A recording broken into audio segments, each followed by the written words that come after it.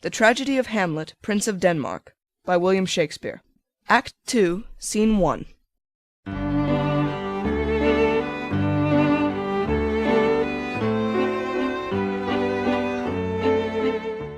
Give him this money and these notes, Ronaldo. I will, my lord.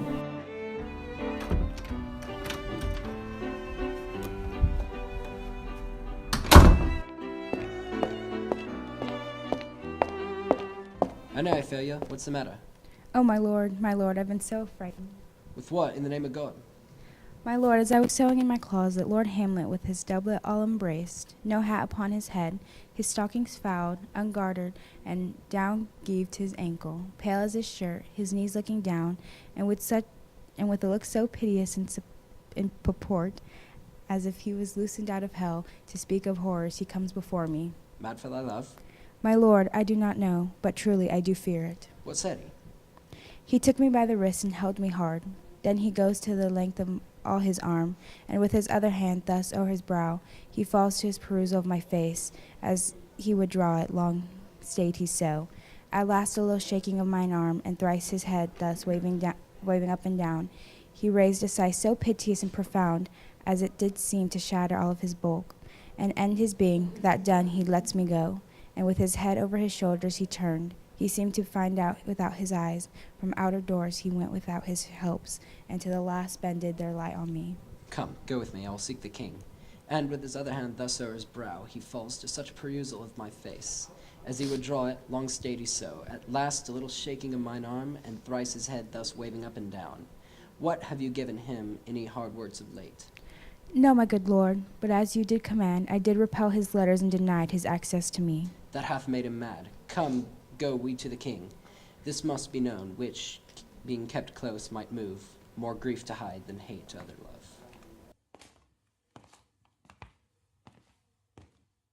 Scene 2.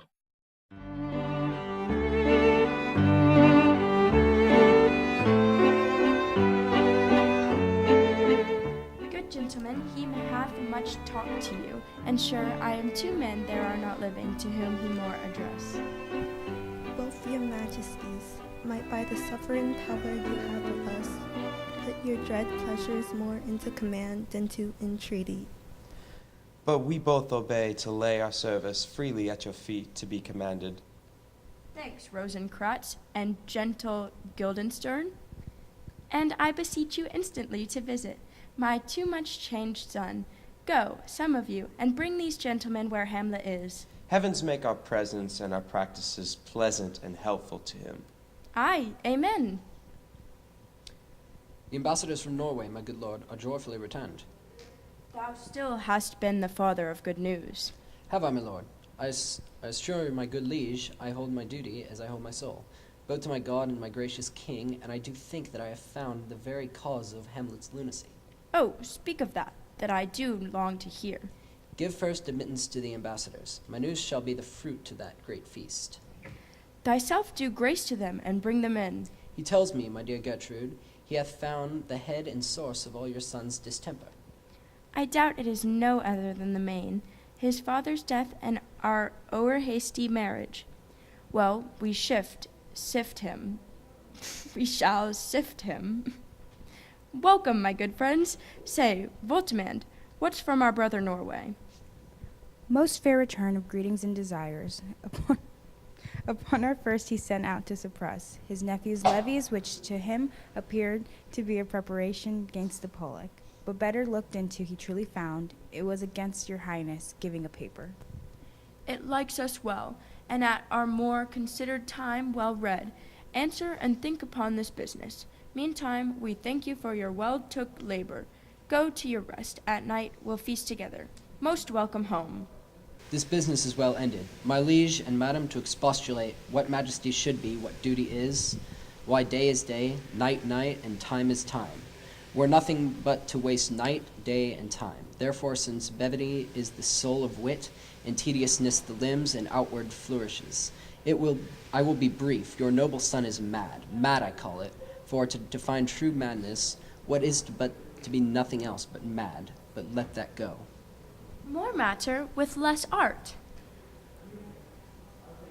Madam, I swear I use no art at all. But he is mad. 'Tis true, 'tis true, 'tis pity.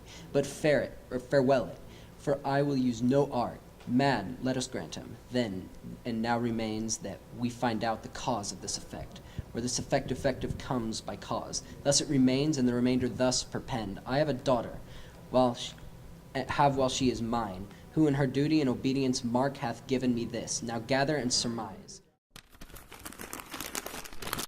To the celestial and my soul's idol, the most beautified Ophelia, that's an ill phrase, a vile phrase, beautified, a vile phrase, but you shall hear. Thus, in her excellent white bosom, these and see. Came this from Hamlet to her? Good madam, stay a while, I will be faithful. Doubt thou the stars are fire, doubt that the sun doth move, doubt truth to be a liar, but never doubt I love. O dear Ophelia, I am ill at these numbers. I have not art to reckon my groans, but that I love thee best, O most best, believe it I do. Thine evermore, most dear lady, whilst this machine is to him, Hamlet. This in obedience hath my daughter shown me, and more above hath his solicitings, as they fill out by time, by means and place, all given to mine ear. But how hath she received his love? What do you think of me? As of a man, faithful and honorable. I would fain prove so, if I had played the desk or table book, or given my heart a winking, mute or dumb, or looked upon this love with idle sight. What might you think? No, I went round to work, and my young mistress thus I did bespeak. Lord Hamlet is a prince out of thy star. This must not be. And then I precepts gave her, that she should lock herself from his resort, admit no messengers, receive no tokens, which done, she took the fruits of my advice. And he repulsed a short tale to make, fell into sadness, then into a fast, thence to a watch, thence into weakness, thence into lightness, and by this declension into the madness wherein he now raves, and we all mourn for. Do you think 'tis this? It may be, very likely. Hath there been such a time, I'd fain know that I have positively said 'tis so, when it proved otherwise? Not that I know. Take this from this. If this be otherwise, if circumstances lead me, I will find where truth is hid, though it were hid indeed within the center. How may we try it further? You know, sometimes he walks 4 hours together, here in the lobby. So he does indeed. At such a time I'll loose my daughter to him. Be you and I behind her, and heiress then. Mark the encounter. If he love her not, and be not from his reason fallen their own, let me be no assistant for a state, but keep a farm in Carter's. We will try. But look, where sadly the poor wretch comes reading. Away, I do beseech you, both away. I'll board him presently. Oh, give me leave. How does my lord, good Hamlet? Well, God a mercy. Do you know me, my lord? Excellent well, you are a fishmonger. Not I, my lord. Then I would you were so honest a man. Honest, my lord. Aye, sir, to be honest as the world goes is to be one man picked out of 10,000. That's very true, my lord. For if the sun breed maggots and the dead dog, being a god-kissing carrion, have you a daughter? I have, my lord. Let her not walk, the son conception is a blessing, but not as your daughter may conceive, friend, look to it. How say you by that? Still harping on my daughter, yet he knew me not at first. He said I was a fishmonger, he is far gone, far gone. And truly in my youth I suffered much extremity for my love. Very near this, I'll speak to him again. What do you read, my lord? Words, words, words. What is the matter, my lord? Between who? I mean the matter that you read, my lord. Slander, sir, for satirical rogue says here that old men have gray beards, that their faces are wrinkled, their eyes purged thick amber and plum tree gum, and that they have plentiful lack of wit, together with the most weak hams, all which, sir, though I most powerfully and potentially believe, yet I hold it not honest to have it thus set down. For yourself, sir, should be old as I am, if like a crab you could go backward. Though this be madness, yet there is method in it. Will you walk out of the air, my lord? Into my grave. Indeed, that is outer air. How pregnant sometimes as reptiles are, a happiness that often madness hits on, which reason and sanity could not and so prosperously be delivered of. I will leave him and suddenly contrive the means of meeting between him and my daughter. My honorable lord, I will most humbly take my leave of you. You cannot, sir, take from me anything that I will more willingly part withal, except my life. Very well, my lord. These tedious old fools. You go seek the Lord Hamlet. There he is. God save you, sir. My honored lord. My most dear lord. My excellent and good friends, how dost thou Guildenstern? Rosencrantz, good lads, how do ye both? As the indifferent children of the earth. Happy in that we are not over happy. Our fortune cap, we are not the very button, nor the soles of her shoe. Neither, my lord. Then you live about her waist, or the middle of her favors. Faith, her private sweet. In the secret parts of fortune, oh, most true, she is strumpet, what the news? None, my lord, but that the world's grown honest. Then is doomsday near, by your news is not true. Let me question more in particular, what have you, my good friends, deserved at the hands of fortune, that she sends you prison hither? Prison, my lord. Denmark's a prison. Then is the world one? A goodly one, in which there are many confines, wards, and dungeons, Denmark being one of worst. We think not so, my lord. Why then 'tis none to you, to me it is a prison. Why then your ambition makes it one? 'Tis too narrow for your mind. Oh God, I could be bounded in a nutshell and count myself a king of infinite space, were it not that I bad dreams, which dreams indeed are ambition, for very substance of ambitious is merely the shadow of dream. A dream itself but a shadow. Truly, and I hold ambition of so airy and light a quality, that it is but a shadow's shadow. Then our beggars' bodies and our monarchs and our outstretched heroes, the beggars' shadows, shall be to the court, for by my fay I cannot reason. Will wait upon you. No such matter. I will not sort you with the rest of my servants, for to speak to you like an honest man, I am most dreadfully attended. But in the beaten way of friendship, what make you at Elsinore? To visit you, my lord. No, Beggar then I am even poor in thanks, but I thank you. And sure, dear friends, my thanks are too dearie a halfpenny, were you not sent for. Is it your own inclining? Is it a free visitation? Come, deal with me justly. With me. Come, nay, speak. What should we say, my lord? Why, anything but to the purpose. You were sent for, and there is a kind of confession in your looks, which your modesties have not craft enough to color. I know the good king and queen have sent for you. To what end, my lord? That you must teach me, but let me conjure you, by your rights of your fellowship, by the constancy of your youth, by the obligation of our ever-preserved love, and by what more dear a bitter proposer could charge with you withdraw, by even a direct with me, whether you were sent for or not. What say you? Nay, then I have an eye of you. If love me, hold not off. My lord, we will send for you. I will tell you why, so shall my anticipation prevent your discovery, and your secrecy to the king and the queen melts not feather. And yet to me, what acquaintance of dust, man delights not of me, no, nor woman neither, though by the smiling you seem to say so. My lord, there was no such stuff in my thoughts. Why did you laugh then? Why did I say man delights not to me? To think, my lord, if you delight not in man, what Lenten entertainment the players shall receive from you. We coated them on the way, and hither are they coming to offer you service. He that plays the king shall be welcome. His majesty shall have tribute to me. The adventurous knight shall use his foil and target. The lover shall sigh gratis. The humorous man shall end his piece in peace. The clown shall make those laugh whose lungs are tickled. Oh, the seer and the lady shall say her mind freely, or the blank verse shall heart fort. What players are they? Even those you were wont to take delight in, the tragedians of the city. How chances it they travel? Their residence both in reputation and profit was better both ways. I think their inhibition comes by the means of the late innovation. Do they hold the same estimation they did when I was in the city? Are they so followed? No, indeed, are they not? How comes it? Do they grow rusty? Nay, their endeavor keeps in the wonted pace, but there is, sir, an area of children, little Iases, that cry out on the top of question, and are most tyrannically clapped forth.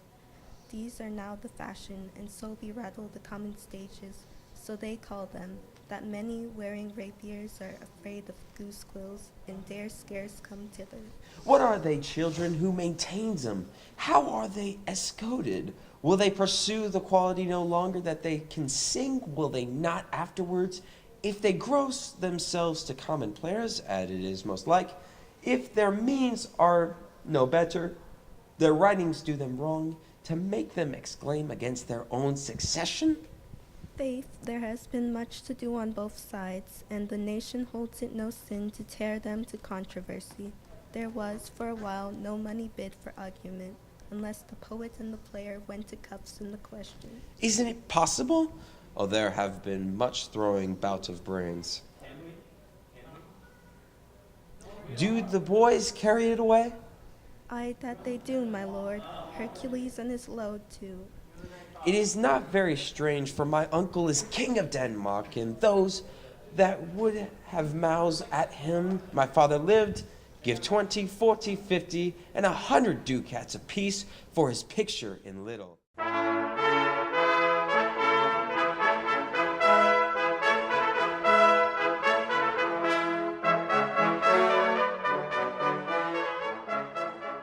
There are the players. Gentlemen, you are welcome to Elsinore. Your hands come then. The arbitrance of welcome is fashion and ceremony. You are welcome, but my uncle father and aunt mother are deceived.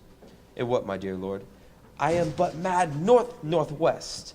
When the wind is southerly, I know a hawk from a handsaw. Well be with you, gentlemen. Hark you, Guildenstern, and you two at each ear here. The great baby you see is not yet out of swaddling clouds. Happily, he's the second time come to them, for they say an old man is twice a child. I will prophesy he comes to tell me, oh, the players mark it. You say right, sir, Monday morning 'twas so indeed. My lord, I have news to tell you. My lord, I have news to tell you. When Roscius was an actor in Rome. The actors are come hither, my lord. Buzz, buzz. Upon mine honor. Then came each actor on his ass. The best actors in the world, either for tragedy, comedy, history, pastoral, scene individual, or poem unlimited. Seneca cannot be too heavy, nor Plautus too light. For the law of writ and the liberty, these are the only men. O Jephthah, judge of Israel, what a treasure hadst thou! What a treasure had he, my lord! Why, one fair daughter, and one no more, that which he loved passing well. Still on my daughter. Am I not right, old Jephthah? If you call me Jephthah, my lord, I have a daughter that I love passing well. Nay, that follows not. What follows then, my lord? Why, as by lot God wot, and then, you know, it came to pass, and most like it was. The first row of the piteous chanson will show the more for look where my abridgment comes. You are welcome, masters, welcome all. I am glad to see thee well. Welcome, good friends. Oh, my good friend, thy face is valsent since I saw thee last. Comest thou abeard me in Denmark? What, my young lady and mistress? Masters, you are all welcome. Well in, taught like French falconers, fly at anything we see. We'll have a speech straight. Come, give us a taste of your quality. Come, a passionate speech. Speech, my lord. I heard thee speak me a speech once, but it was never acted, or if it was, not above once. For the play I remember pleased not the million. 'Twas caviar to the general, but it was as I received it, and others, whose judgments in such matters cried in the top of the mind. I remember one said there were no salads in the lines to make the matter savory, nor no matter in the phrase that might indict the author of affection, but called in an honest method, as wholesome as sweet, and by very much love, handsome than fine. One speech in it I chiefly loved. 'Twas Anus' tale to Dido, and thereabout this, especially where the speaks he Priam slaughter. If it live in your memory, begin at this line, let me see, let me see. Ah, the rugged Pyrrhus and the hurricane breast. It is not so, it begins with Pyrrhus, the rugged Pyrrhus. He who save arms black as his purpose did the knight resemble when he lay crouched in the omnious horse, hath now this dread and black complexion smeared with a hardly more dismal head to foot. Now is he total guise, horribly tricked with blood of fathers, mothers, daughters, and sons, baked and empasted with the parching streets that lend a tyrannous and damned delight. To the Lord's murder roasted in wrath and fire, and those are sighs in caudulate gore, with eyes with carbuncle and hellish Pyrrhus. O grandsire Priam seeks, so proceed you. For God, my lord, well spoken, with good accent and good discretion. Anon he finds him, striking too short as Greeks, his antique sword rebellious to his arm, where it falls. Pregnant to command an equal match, Pyrrhus at Priam falls, and rage strikes wife.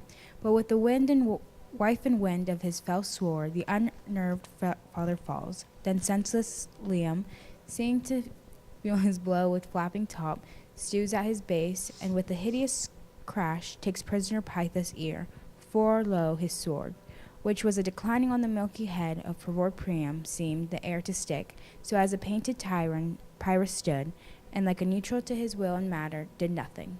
But as we often see against some storm, a silence in the heavens, a rack stands still, the bold wind speechless in the ober low, as hush as death anon his dreadful thunder doth rend the region, so after Pythus pause. Around vengeance sends to him new a work, and never did the Cyclops' hammer fall on Mars' armor forged on his proof routine, with less remorse than Pythus' bleeding sword now falls on Priam.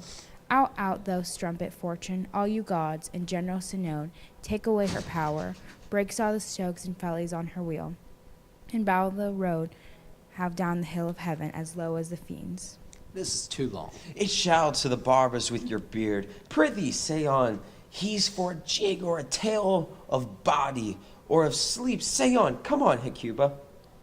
But who? Who had seen the marbled queen? The mobled queen? That's good. Mobbled queen is good. Run barefoot up and down, threatening the flames, with bison ream a cloud upon that head, where late in the diadem stood, and for a robe, after her lank and all her teeming loins, a blanket, in her alarm of fear caught up. Who had this scene with a tongue in venom steeped against fortune states, would treason have pronounced. But if the gods themselves did see her, then they saw Pythus making malicious sport, and mincing with his sword that husband's limbs, the instant burst of clamor that she made, unless things moral move them all out of. Would you have made a Mitch the burning eyes of heaven and passion the gods? Pray you no more. 'Tis well, I'll have thee speak out the rest soon. Good my lord, will you see the players well bestowed? Do you hear, let them be well used, for they are the abstract and brief chronicles of the time. After your death you were better have a bad epitaph than their ill report while you live.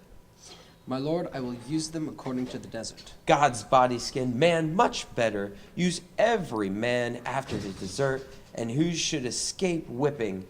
Use them after your own honor and dignity. The less they deserve, and the more merit is in your bounty. Take them in. Come, sirs. Follow him, friends. We'll have a play tomorrow. Dost thou hear me, old friend? Can you play Murder of Gonzaga? Aye, my lord. Well, hat tomorrow night, could you not? Aye, my lord. Very well. Follow that lord, and look you mock him not. My good friends, I'll leave you till night. You are welcome to Elsinore. Good, my lord. Aye, so God be with you. Now I am alone. Oh, what a rogue and pleasant slave I am. It is not monstrous that this player here, but in a fiction and a dream of passion, could force his soul so to his own conceit, that from her working all his visage wand, that he should keep weep for her. What would he do? Had he the motive that in cue for passion that I have? He would drown the stage with his tears and cleave the general ear, and the horrid speech make mad the guilt and appall the free, confound the ignorant and amaze indeed their very faculties of eyes and ears. Yet I, a dull and money-melted rascal, peak, and can say nothing, no, not for the king, upon whose property and most dear a damned defeat was made. Am I a coward who calls me a villain, breaks my painted cross, plucks off my beard and blows it in my face, tweaks me by the nose, gives me the lie of thy throat as deep as the lungs, who does me this? Ha! Why, what an ass I am! This is most brave, that I, the son of the dear father murdered, prompted to the revenge by my heaven and hell, must like a whore unpack with my heart with words, and a foul, a cursing like a very Dabascolian. Viapont foe. About my brain I have heard that guilty creatures sitting at a play have by the cunning of the scene been struck so the soul that presently they have proclaimed their malefactions. For the murder, though it have no tongue, will speak with the most miraculous organ. I'll have these players place something like the murder of my father before mine uncle. I'll observe his looks, I'll tend to him with the quick. If he but blench, I know my course. The spirit that I have seen may be the devil, and the devil hath power to assume a pleasing shape. Yea, and perhaps out of the weakness and my melancholy, as he is very potent in such spirits, abuses me to the damn me. I'll have grounds more relative than this. The play's the thing wherein I'll catch the conscience of the king.